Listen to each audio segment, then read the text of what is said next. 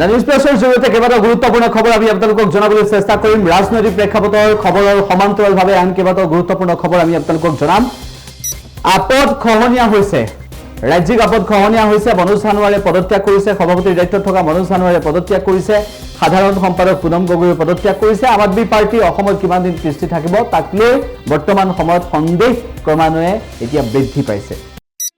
এবাৰ দিব বিচাৰিছো আমি অন্য এটা গুৰুত্বপূৰ্ণ খবৰ। এই খবৰটো হৈছে যে ৰমজানৰ পূৰ্বে, ৰোজা ৰখাৰ পূৰ্বে 1000 মুছলমানৰ ঘৰ উচ্ছেদ কৰিছে। এই ঘটনা সংঘটিত হৈছে গুজৰাটৰ আহমেদাবাদত। এই ঘটনাই তীব্ৰ প্ৰতিক্ৰিয়াৰ সৃষ্টি কৰিছে।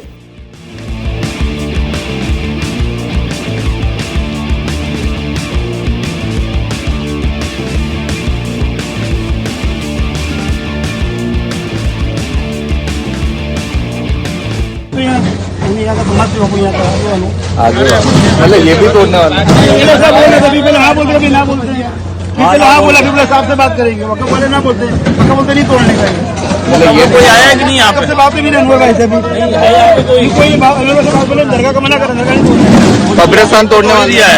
कब्रिस्तान नहीं बोले अंदर से आरसीसी उठाएंगे ऐसा बोलते एक दरगाह भी उठाएंगे ऐसा बोलते कौन सा आरसीसी का अंदर से आरसीसी का लेंगे ऐसा बोलते क्यों अंदर से बाहर दीवार कब्रिस्तान से क्या बोले कलीम है मेरे पास दरगाह का हैंडल ना वहाँ से रास्ता लेने का अरे वहाँ से क्या जो है कब्रिस्तान तो कोर्ट के ऑर्डर में वो लोग नहीं माने क्या करो ये तो क्या कंटेम्प्ट तो होगा ही जो है जो अभी कर लो कौन है अधिकारी क्या अधिकारी स्टेट खाता अधिकारी कौन है अधिकारी क्या अधिकारी कौन है इसी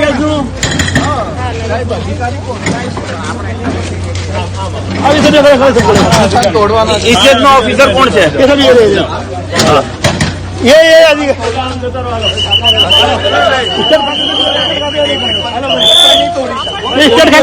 हाईकोर्ट में ऑर्डर क्या है एएमसी वाला कौन है एएमसी वाला कौन है एएमसी वाला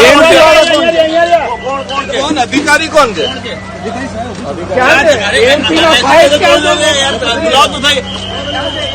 एएमसी वाला क्या है भाई नहीं तोड़ी सको हाईकोर्ट को ऑर्डर છે હા તો એમસી વાળા મળતા કે એમસી એ નહીં ચાલે કઈ આ રીતે થોડી ના ચાલે તોડકામ કરો છો અને એમસી ત્યાં બેઠું છે ઓફિસમાં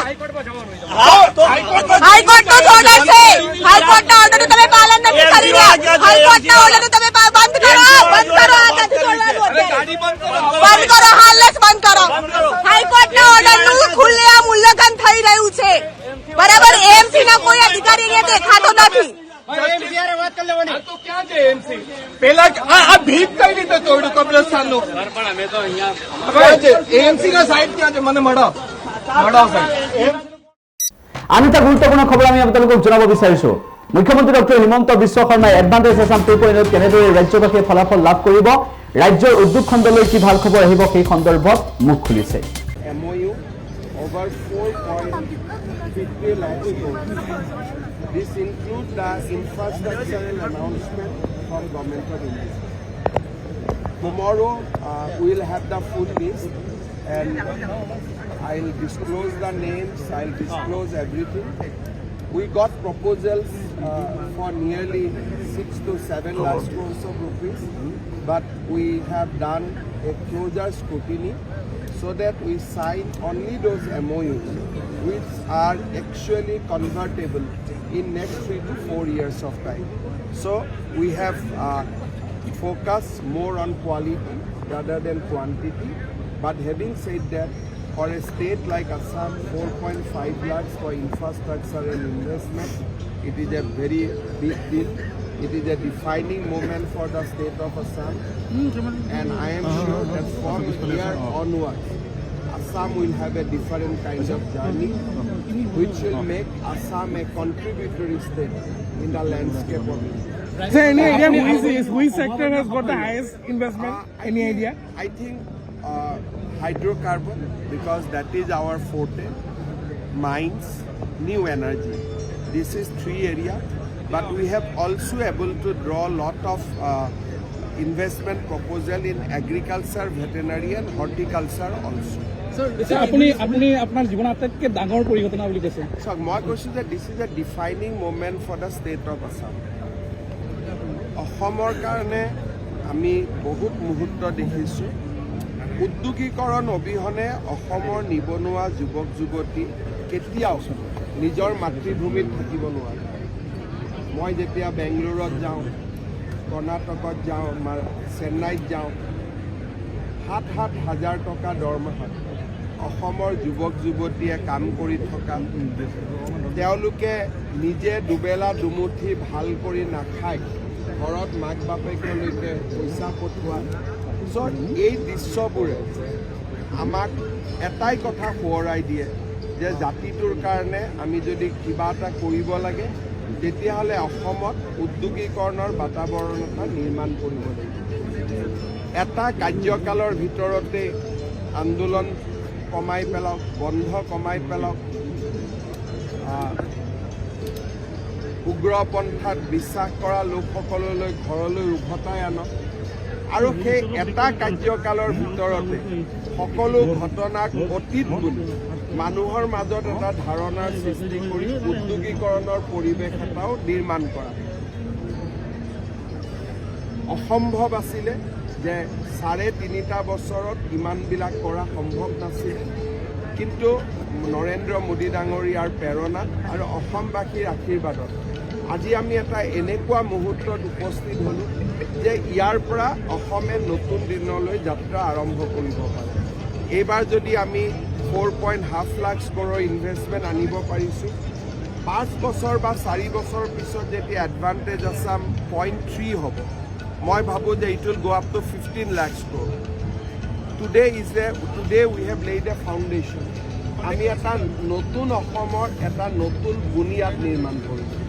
ইয়াৰ পৰা মই আশা কৰোঁ যে অসমৰ যুৱ প্ৰজন্মই অসমক আগুৱাই লৈ যাব। অসমৰ ৰাইজে উদ্যোগীকৰণৰ যিটো পৰিৱেশ আমি নিৰ্মাণ কৰিছোঁ তাক সহযোগিতা কৰিব। উদ্যোগীকৰণ যদি নহয়, আমাৰ ল'ৰা ছোৱালীয়ে বাহিৰত 7-8 হাজাৰ টকাৰ কাৰণে সদায় কাম কৰিব লাগিব। বেমাৰ হ'লে, মৃত্যু হ'লে মৃতদেহটো ঘৰলৈ উভতাই অনাৰ বাবেও বহুতৰ আজি সম্বল নাই।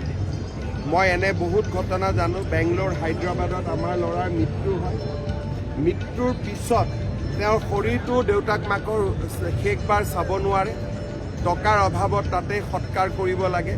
গতিকে আমি যদি অসমত এটা উদ্যোগীকৰণৰ বাতাবৰণ নিৰ্মাণ কৰিব পাৰোঁ তেতিয়াহ'লে হাই স্কিলত ল'ৰা ছোৱালী বাহিৰত যাওক, ইঞ্জিনিয়াৰ অভিযন্তা হৈ আমেৰিকাত যাওক, জাপানত যাওক, কিন্তু ছিকিউৰিটি গাৰ্ডৰ কাম কৰিবৰ বাবে অন্ততঃ বাহিৰত যাব নালাগে। তেনেকুৱা অসম এখন আমি বিচাৰোঁ আৰু মই ভাবোঁ যে এতিয়াৰ পৰা আমি সেই সংকল্প ল'ব পাৰোঁ যে অহা 5 বছৰত আমি অসমৰ ভৱিষ্যত সলনি। উল্লেখ্য যে জাপানৰ প্ৰতিনিধি দলৰ সৈতে মন্ত্ৰী অশোক সিংঘালো আলোচনাত মিলিত হ'ল আৰু জাপানৰ প্ৰতিনিধি দলে এডভান্টেজ আছাম 2.0 অংশগ্ৰহণ কৰি মন্ত্ৰীগৰাকীৰ সন্মুখত কি ক'লে সেয়া আমি এই মুহূৰ্তত আপোনালোকলৈ আগবঢ়াইছোঁ।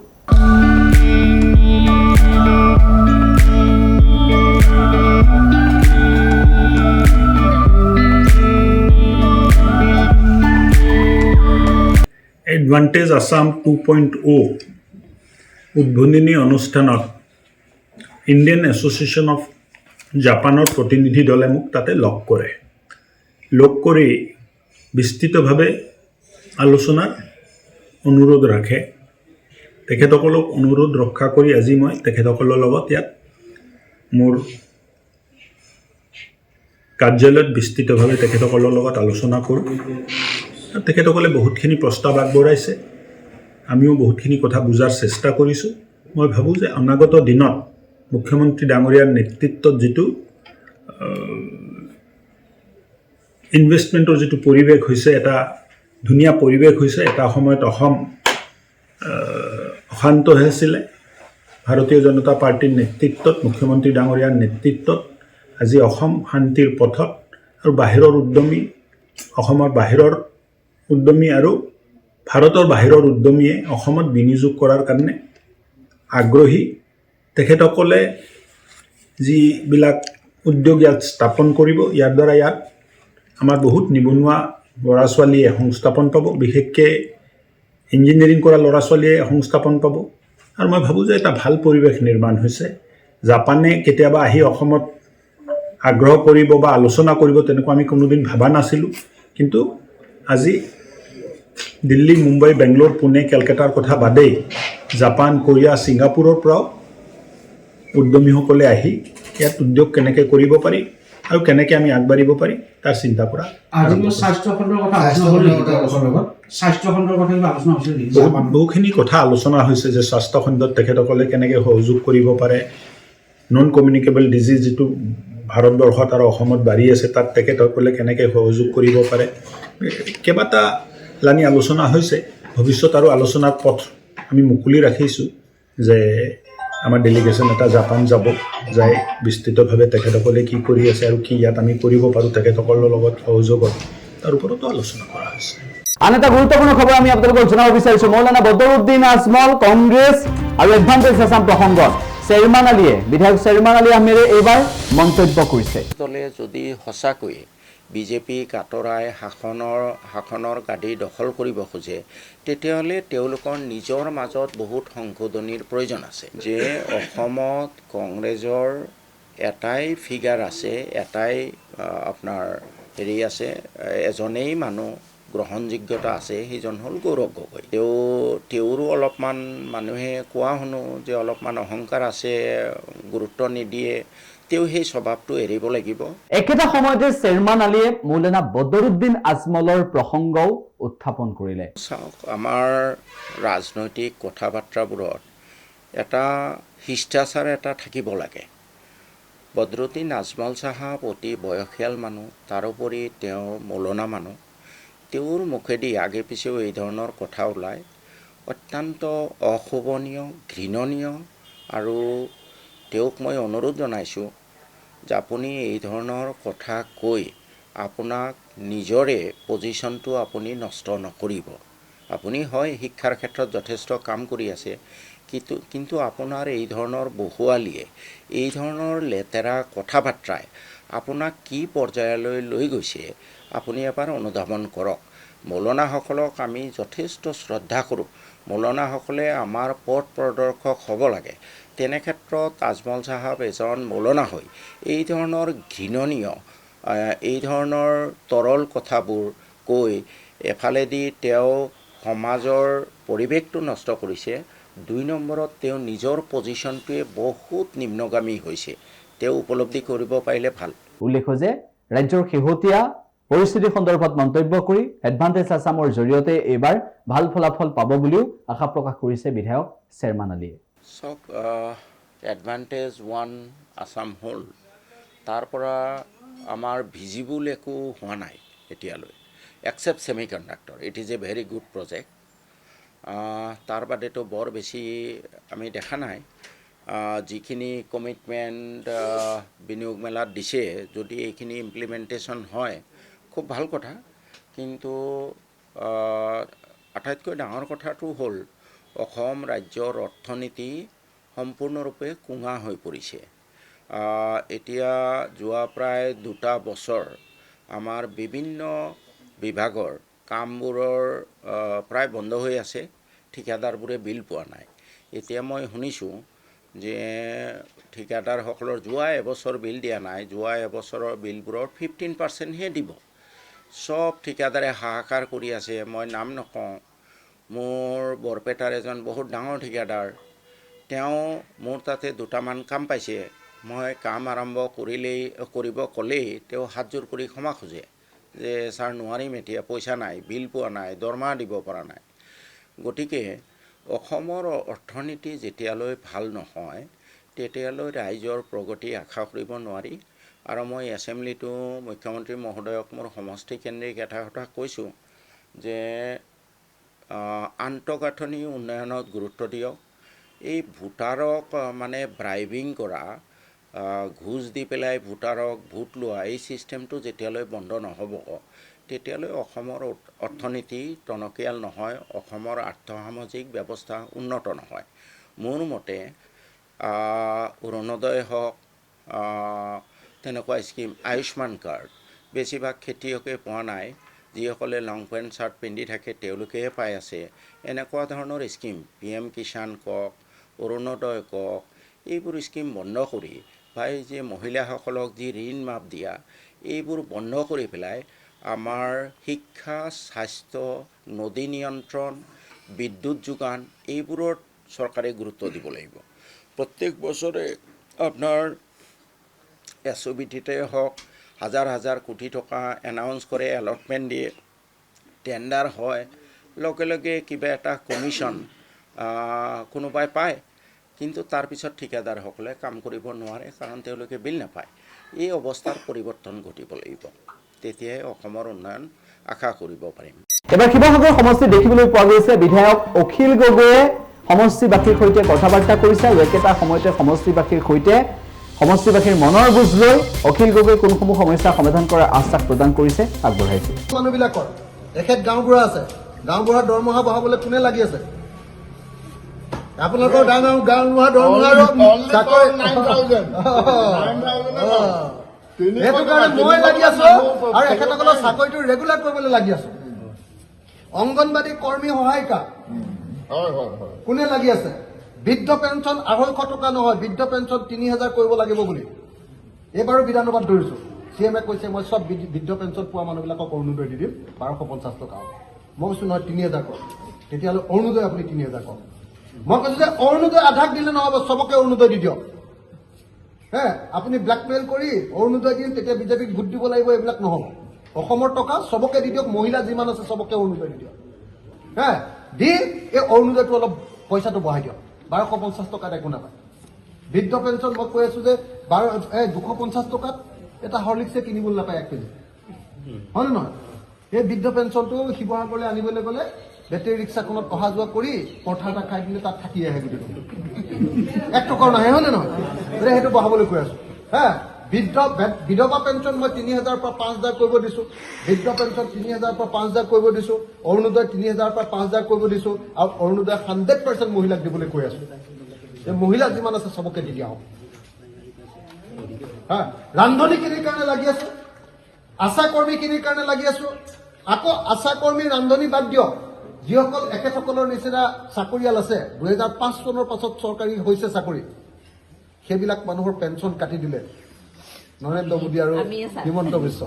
তেওঁলোকৰ পেঞ্চনৰ কাৰণে মই লাগি আছো। অহা 3 তাৰিখে মই আকৌ পেঞ্চনৰ কাৰণে নটিচ দিছো।